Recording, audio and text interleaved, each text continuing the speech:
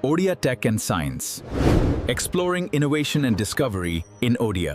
আজি ଆମେ ପୃଥିବୀର 4.5 ବିଲିୟନ ବର୍ଷର ଏକ ମହାକାବ୍ୟ ଯାତ୍ରା ବିଷୟରେ ଜାଣିବା। ଏମିତି ଗୋଟେ ଗ୍ରହର କାହାଣୀ ଯାହା ନିଆଁରୁ ଜନ୍ମ ନେଇଥିଲା, ପୁଣି ବରଫର ଚାଦର ତଳେ ବି ଲୁଚି ଯାଇଥିଲା, ଆଉ ଶେଷରେ ଜୀବନର ଉତ୍ସ ପାଲଟିଗଲା। କେବେ ଭାବିଛନ୍ତି କି ଆମେ ଏବେ ଯେଉଁଠି ବସିଛେ ବା ଠିଆ ହୋଇଛେ ସେ ଜାଗାଟା କ'ଣ ସବୁବେଳେ ଏମିତି ଥିଲା? ନା, ଆଦୌ ନୁହେଁ। ଏହାର ଅତୀତ ଏତେ ଅଲଗା ଥିଲା ଯେ ଆମେ କଳ୍ପନା ବି କରିପାରିବାନି। କଳ୍ପନା କରନ୍ତୁ ତ କୋଟି କୋଟି ବର୍ଷ ପୂର୍ବେ ଏହି ପୃଥିବୀ ଥିଲା ନିଆଁର ଏକ ଦୁନିଆ। ଚାରିଆଡ଼େ କେବଳ ତରଳ ଲାଭାର ସମୁଦ୍ର, ଆଉ ତାପମାତ୍ରା 8500 ଡିଗ୍ରୀ ସେଲ୍ସିୟସ୍ରୁ ବି ଅଧିକ। ସେଠି ପଥର ବୋଲି କିଛି ନଥିଲା, ସବୁକିଛି ଫୁଟୁଥିଲା। କିନ୍ତୁ କାହାଣୀ କେବଳ ନିଆର ନୁହେଁ। ଏମିତି ବି ଗୋଟେ ସମୟ ଆସିଲା ଯେତେବେଳେ ପୂରା ପୃଥିବୀଟା ଏକ ବରଫ ଗୋଲାରେ ପରିଣତ ହୋଇଗଲା। ଭାବିଲେ ଆଶ୍ଚର୍ଯ୍ୟ ଲାଗୁଛି ନା? ଗୋଟେ ପଟେ ନିଆଁ ଆଉ ଗୋଟେ ପଟେ ବରଫ। ଏହି ଦୁଇ ଚରମ ପରିସ୍ଥିତି ଭିତରେ ହିଁ ତ ଲୁଚି ରହିଛି ଆମ ପୃଥିବୀର ଅସଲ କାହାଣୀ। ତେବେ ଚାଲନ୍ତୁ କାହାଣୀର ଆରମ୍ଭକୁ ଫେରିଯିବା। ଆମ କାହାଣୀର ପ୍ରଥମ ଅଧ୍ୟାୟ, ପୃଥିବୀର ସେହି ଭୟଙ୍କର ଜନ୍ମ। ସବୁକିଛି ଆରମ୍ଭ ହୋଇଥିଲା ଗୋଟେ ତାରାର ମହାବିସ୍ଫୋରଣରୁ। ସେହି ବିସ୍ଫୋରଣରୁ ଯେଉଁ ଧୂଳି ଆଉ ଗ୍ୟାସର ବାଦଲ ସୃଷ୍ଟି ହେଲା, ତାହା ଧୀରେ ଧୀରେ ମାଧ୍ୟାକର୍ଷଣ ଯୋଗୁଁ ଏକାଠି ହେବାକୁ ଲାଗିଲା।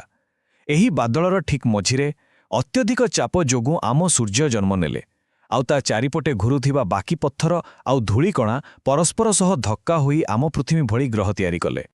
ହେଲେ କାହାଣୀ ଏତିକିରେ ସରିନଥିଲା। ସେତେବେଳେ ଆମ ସୌରମଣ୍ଡଳରେ ଆଉ ଗୋଟେ ଗ୍ରହ ବି ଥିଲା। ନା ଥିଲା ତାର ଥିଆ, ଆକାରରେ ପ୍ରାୟ ମଙ୍ଗଳ ଗ୍ରହ ଭଳି, ଆଉ ସବୁଠୁ ବଡ଼ କଥା ହେଲା ସେ ପୃଥିବୀର କକ୍ଷପଥରେ ହିଁ ଘୁରୁଥିଲା ଆଉ ଧୀରେ ଧୀରେ ପୃଥିବୀ ଆଡ଼କୁ ମାଡ଼ି ଆସୁଥିଲା। ଆଉ ତାପରେ ଘଟିଲା ସେହି ମହାସଂଘର୍ଷ। ଥିଆ ସିଧା ଆସି ପୃଥିବୀ ସହ ଧକ୍କା ହେଲା। ଟକ୍କରଟା ଏତେ ଭୟଙ୍କର ଥିଲା ଯେ ଦୁଇଟା ଯାକ ଗ୍ରହ ଛିନ୍ନାଛିତର ହୋଇଗଲା। ସେମାନଙ୍କର ଖଣ୍ଡବିଖଣ୍ଡିତ ଅଂଶ ମହାକାଶରେ ଏକ ତରଳ ପଥରର ବଳୟ ତିଆରି କଲା। କିନ୍ତୁ ଜାଣନ୍ତି, ସେହି ଧ୍ୱଂସରୁ ହିଁ ଏକ ନୂଆ ସୃଷ୍ଟି ହେଲା। ହଜାର ହଜାର ବର୍ଷ ଲାଗିଗଲା, ଆଉ ମାଧ୍ୟାକର୍ଷଣ ଶକ୍ତି ସେହି ଛିନ୍ନଛତର ହୋଇପଡ଼ିଥିବା ଅଂଶଗୁଡ଼ିକୁ ଏକାଠି କରି ଏକ ଗୋଲକ ତିଆରି କଲା। ଆଉ ଏମିତି ହିଁ ଏକ ମହାବିନାଶକାରୀ ସଂଘର୍ଷରୁ ଜନ୍ମ ହେଲା ଆମର ଚନ୍ଦ୍ର। ସେହି ଭୟଙ୍କର ଆରମ୍ଭ ପରେ ପୃଥିବୀ ଧୀରେ ଧୀରେ ଶାନ୍ତ ହେବାକୁ ଲାଗିଲା, ଆଉ ଏହି ଶାନ୍ତ ପରିବେଶରେ ହିଁ ଆରମ୍ଭ ହେବାକୁ ଯାଉଥିଲା ଜୀବନର ପ୍ରଥମ ଶ୍ୱାସ, କାହାଣୀର ଏକ ନୂଆ ଅଧ୍ୟାୟ। ଏହି ସମୟରେଖାକୁ ଦେଖିଲେ ବୁଝିହେବ ଏସବୁ କେମିତି ହେଲା। ଦେଖନ୍ତୁ, ପୃଥିବୀ ତିଆରି ହେବାର କୋଟି କୋଟି ବର୍ଷ ପରେ ଆକାଶରୁ ଲଗାତାର ଉଲ୍କାପିଣ୍ଡ ବର୍ଷା ହେଲା। ହେଲେ ଏଥର ସେମାନେ ଧ୍ୱଂସ ଆଣିନଥିଲେ, ବରଂ ଆଣିଥିଲେ ଜୀବନ ପାଇଁ ସବୁଠୁ ଜରୁରୀ ଜିନିଷ, ପାଣି ଆଉ ଖଣିଜ ପଦାର୍ଥ। ଆଉ ଏହିସବୁ ଉପାଦାନ ଗଭୀର ସମୁଦ୍ର ଭିତରେ ଥିବା ଆଗ୍ନେୟଗିରି ପାଖରେ ଏକାଠି ହୋଇ ଜୀବନର ପ୍ରଥମ ସ୍ପନ୍ଦନ ସୃଷ୍ଟି କଲେ। ଏମାନେ ଥିଲେ ଆମ ପୃଥିବୀର ପ୍ରଥମ ବାସିନ୍ଦା, ଅଣୁଜୀବ। ଏମାନେ ଥିଲେ ଛୋଟ ଛୋଟ ଏକକୋଷୀ ଜୀବ, ଆଉ ସେମାନେ ସୂର୍ଯ୍ୟ କିରଣରୁ ବହୁତ ଦୂରରେ ଗଭୀର ସମୁଦ୍ରର ଅନ୍ଧକାର ଭିତରେ ରହୁଥିଲେ, ଆଉ ଆଗ୍ନେୟଗିରିରୁ ବାହାରୁଥିବା ରାସାୟନିକ ପଦାର୍ଥକୁ ଖାଇ ବଞ୍ଚୁଥିଲେ। କିନ୍ତୁ ବିଶ୍ୱାସ କରନ୍ତୁ, ଏହି ଛୋଟ ଛୋଟ ଜୀବମାନେ ହିଁ ପୃଥିବୀରେ ଏକ ବିରାଟ ବିପ୍ଳବ ଆଣିଲେ, ଯାହା ଆମ ଗ୍ରହର ଭାଗ୍ୟକୁ ସବୁଦିନ ପାଇଁ ବଦଳାଇ ଦେଲା। ଆଉ ସେହି ବିପ୍ଳବ ଥିଲା ଅମ୍ଳଜାନର ଆବିର୍ଭାବ। କିଛି ସମୟ ପରେ ଏକ ନୂଆ ପ୍ରକାରର ଅଣୁଜୀବର ବିକାଶ ହେଲା।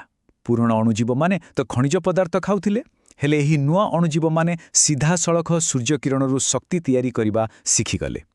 ଏହି ପ୍ରକ୍ରିୟାକୁ ଆମେ ଆଲୋକ ସଂଶ୍ଳେଷଣ ବୋଲି ଜାଣିଛେ। ହେଲେ ଏହାର ଏକ ବର୍ଜ୍ୟବସ୍ତୁ ଥିଲା ଅମ୍ଳଜାନ, ଆଉ ସେତେବେଳେ ଅମ୍ଳଜାନ ଅଧିକାଂଶ ଜୀବଙ୍କ ପାଇଁ ଏକ ବିଷାକ୍ତ ଗ୍ୟାସ୍ ଥିଲା। ଆଉ ଲକ୍ଷ ଲକ୍ଷ ବର୍ଷ ଧରି ଏହି ଛୋଟ ଛୋଟ ଜୀବମାନେ ବାୟୁମଣ୍ଡଳରେ କେବଳ ଅମ୍ଳଜାନ ହିଁ ଭରି ଚାଲିଲେ। ଏହି ଚାର୍ଟକୁ ଦେଖିଲେ ବୁଝିହେବ ଯେ ସେମାନଙ୍କ ପ୍ରଭାବ କେତେ ବଡ଼ ଥିଲା। ଗୋଟେ ସମୟରେ ଯେଉଁଠି ଅମ୍ଳଜାନ ପ୍ରାୟ ନଥିଲା, ସେଠି ଧୀରେ ଧୀରେ ଅମ୍ଳଜାନର ସ୍ତର ବଢ଼ିବାକୁ ଲାଗିଲା। ଏମାନେ ହିଁ ଆମ ପୃଥିବୀର ବାୟୁମଣ୍ଡଳକୁ ସମ୍ପୂର୍ଣ୍ଣ ରୂପେ ବଦଳାଇ ଦେଲେ। କିନ୍ତୁ ଏହି ପରିବର୍ତ୍ତନ ଏକ ବିଶ୍ୱବ୍ୟାପୀ ସଙ୍କଟ ସୃଷ୍ଟି କଲା। ହେଲା କ'ଣ? ଏହି ବଢ଼ୁଥିବା ଅମ୍ଳଜାନ ସମୁଦ୍ର ଆଉ ମାଟିରେ ଥିବା ଲୁହା ସହ ମିଶିଗଲା। ଏହାଛଡ଼ା ଏହା ବାୟୁମଣ୍ଡଳରୁ ଗ୍ରୀନହାଉସ୍ ଗ୍ୟାସ୍କୁ ବି କମ୍ କରିଦେଲା, ଯାହାଫଳରେ ପୃଥିବୀର ତାପମାତ୍ରା ବହୁତ ଶୀଘ୍ର କମିବାକୁ ଲାଗିଲା। ଆଉ ଏହା ହିଁ ଥିଲା ସ୍ନୋବଲ୍ ଆର୍ଥ ବା ବରଫ ଗୋଲକ ଯୁଗର ଆରମ୍ଭ। ତେବେ ପ୍ରଶ୍ନ ଉଠୁଛି, ପୃଥିବୀ ଏହି ବରଫ ଯୁଗରୁ ବାହାରିଲା କେମିତି? ଉତ୍ତର ଥିଲା ପୃଥିବୀର ନିଜ ଭିତରେ। ଲକ୍ଷ ଲକ୍ଷ ବର୍ଷ ଧରି ସେହି ବରଫ ଚାଦର ତଳୁ ଆଗ୍ନେୟଗିରିଗୁଡ଼ିକ ଫାଟିବାକୁ ଲାଗିଲା। ସେଥିରୁ ବାହାରିଲା ପ୍ରଚୁର ପରିମାଣର କାର୍ବନ ଡାଇଅକ୍ସାଇଡ୍, ଯାହା ବାୟୁମଣ୍ଡଳକୁ ପୁଣି ଥରେ ଗରମ କରିବା ଆରମ୍ଭ କଲା। ଏମିତି ଭାବରେ ହିଁ ଥଣ୍ଡା ଗରମର ଏକ ଚକ୍ର ଚାଲିଲା ଆଉ ପୃଥିବୀ ଧୀରେ ଧୀରେ ବରଫରୁ ମୁକ୍ତ ହେଲା। ବରଫ ତରଳିବା ପରେ ଜୀବନ ପାଇଁ ଏକ ନୂଆ ସୁବର୍ଣ୍ଣ ସୁଯୋଗ ସୃଷ୍ଟି ହେଲା। ଏଥର ଜୀବନ ଆହୁରି ଜଟିଳ, ଆହୁରି ବିଶାଳ ରୂପ ନେବାକୁ ଯାଉଥିଲା। ଆଉ ଆରମ୍ଭ ହେଲା ପୃଥିବୀର ପ୍ରକୃତ ଶାସକମାନଙ୍କର ରାଜୁତି, ଡାଇନୋସରମାନଙ୍କର ଯୁଗ। ଏହି ସମୟରେ ବହୁତ କିଛି ହେଲା। ବାୟୁମଣ୍ଡଳରେ ଯଥେଷ୍ଟ ଅମ୍ଳଜାନ ହେବା ପରେ ଓଜୋନ୍ ସ୍ତର ସୃଷ୍ଟି ହେଲା।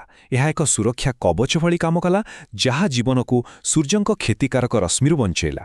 ଏହି ସୁରକ୍ଷା ପାଇବା ପରେ ହିଁ ଜୀବନ ସମୁଦ୍ରରୁ ବାହାରି ସ୍ଥଳଭାଗକୁ ଆସିଲା। ପ୍ରଥମେ ଶିଉଳି ଭଳି ଛୋଟ ଉଦ୍ଭିଦ, ତାପରେ ଧୀରେ ଧୀରେ ଜୀବଜନ୍ତୁ।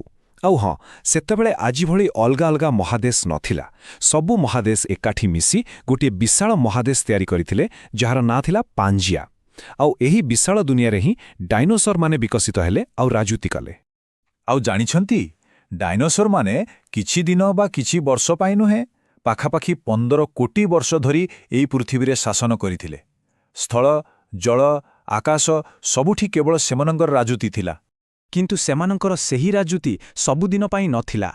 ପ୍ରାୟ 6.5 କୋଟି ବର୍ଷ ପୂର୍ବେ ମହାକାଶରୁ ଏକ ବିପଦ ମାଡ଼ି ଆସୁଥିଲା। ମାଉଣ୍ଟ ଏଭରେଷ୍ଟଠାରୁ ବି ବଡ଼ ଏକ ବିଶାଳ ପଥର ଘଣ୍ଟାକୁ 80,000 କିଲୋମିଟର ବେଗରେ ସିଧା ପୃଥିବୀ ଆଡ଼କୁ ଆସୁଥିଲା। ଆଉ ସେଇ ଧକ୍କା, ତାର ଶକ୍ତି ଥିଲା 10 କୋଟି ପରମାଣୁ ବୋମ୍ବା ସହିତ ସମାନ। ଏହା ପୁରା ପୃଥିବୀରେ ଭୂକମ୍ପ, ସୁନାମି ଆଉ ଅଗ୍ନିକାଣ୍ଡ ସୃଷ୍ଟି କଲା। ବାୟୁମଣ୍ଡଳ ଏମିତି ଧୂଳିରେ ଭରିଗଲା ଯେ ସୂର୍ଯ୍ୟକିରଣ ବି ପହଞ୍ଚି ପାରିଲା ନାହିଁ। ଆଉ ଏହା ସହିତ ଡାଇନୋସରମାନଙ୍କର ଯୁଗ ସବୁଦିନ ପାଇଁ ଶେଷ ହୋଇଗଲା। ଡାଇନୋସରମାନଙ୍କ ବିନାଶ ପରେ ପୃଥିବୀରେ ଏକ ଶୂନ୍ୟସ୍ଥାନ ସୃଷ୍ଟି ହେଲା। ଆଉ ଏହି ଶୂନ୍ୟସ୍ଥାନ ହିଁ ଏକ ନୂଆ ପ୍ରଜାତି ପାଇଁ ସୁଯୋଗ ଆଣିଦେଲା। ଏବେ ଆରମ୍ଭ ହେଲା ସ୍ତନ୍ୟପାୟୀ ପ୍ରାଣୀଙ୍କ କାହାଣୀ, ଆଉ ଶେଷରେ ଆମ ମଣିଷଙ୍କର ଅବିଶ୍ୱସନୀୟ ଯାତ୍ରା। ସେହି ମହାବିନାଶରୁ କେମିତି କେଜାଣି କିଛି ଛୋଟ ଛୋଟ ସ୍ତନ୍ୟପାୟୀ ପ୍ରାଣୀ ବଞ୍ଚିଗଲେ, କାରଣ ସେମାନେ ମାଟି ତଳେ ଲୁଚି ରହିଥିଲେ। ଆଉ ସେମାନେ ହିଁ ଥିଲେ ଆମ ସମସ୍ତଙ୍କର ପୂର୍ବଜ। ଲକ୍ଷ ଲକ୍ଷ ବର୍ଷ ବିତିଗଲା, ଆଉ ସେମାନେ ଆଫ୍ରିକାର ଜଙ୍ଗଲରେ ଧୀରେ ଧୀରେ ପ୍ରାଇମେଟ୍ ବା ବାନରରେ ପରିଣତ ହେଲେ। ଯେତେବେଳେ ଜଙ୍ଗଲ କମିବାକୁ ଲାଗିଲା, ଖାଦ୍ୟର ଅଭାବ ହେଲା, ସେତେବେଳେ ସେମାନେ 2 ଗୋଡ଼ରେ ଚାଲିବାକୁ ବାଧ୍ୟ ହେଲେ। ଆଉ ଏହା ହିଁ ଥିଲା ମାନବ ବିକାଶର ସବୁଠୁ ବଡ଼ ମୋଡ଼। ଏହାପରେ ତ ଆରମ୍ଭ ହେଲା ଆଦିମ ମାନବର ଯାତ୍ରା। ଅସ୍ତ୍ରଶସ୍ତ୍ର, ନିଆଁ, ଭାଷା, ସଂସ୍କୃତି, ଆଉ ଶେଷରେ ଆମର ଏହି ସଭ୍ୟତା। ତେବେ 4.5 ବିଲିୟନ ବର୍ଷର ଏହି ଲମ୍ବା ଆଉ ଅବିଶ୍ୱସନୀୟ ଯାତ୍ରା ପରେ ଆମେ ଆଜି ଏଠି ପହଞ୍ଚିଛେ। ନିଆଁର ଗୋଲାରୁ ଆରମ୍ଭ ହୋଇ ବରଫ ଯୁଗ ଦେଇ ଛୋଟ ଅଣୁଜୀବରୁ ବିଶାଳକାୟ ଡାଇନୋସର ଆଉ ଶେଷରେ ମଣିଷ, ଆମ ଗ୍ରହ ବହୁତ କିଛି ଦେଖିସାରିଛି। ହେଲେ ବର୍ତ୍ତମାନ ପ୍ରଶ୍ନ ହେଉଛି, ଏହି କାହାଣୀର ପରବର୍ତ୍ତୀ ଅଧ୍ୟାୟ କ'ଣ ହେବ? ଆଉ ତାକୁ ଲେଖିବ କିଏ?